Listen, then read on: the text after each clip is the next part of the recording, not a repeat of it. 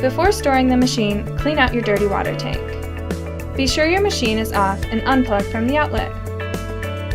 Remove the dirty water tank by pulling out and away from the machine. Empty the dirty water tank.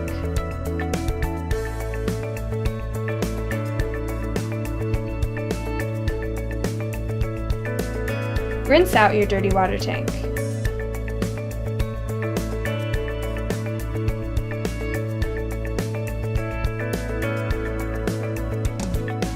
Once the tank is clean, remove the float stack from the inside of the tank.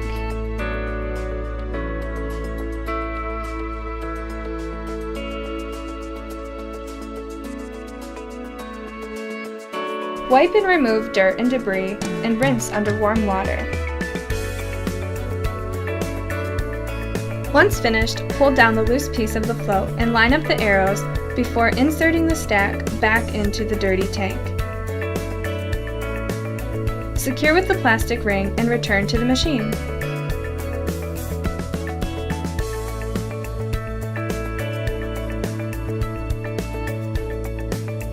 Wipe the exterior of the machine with a cloth.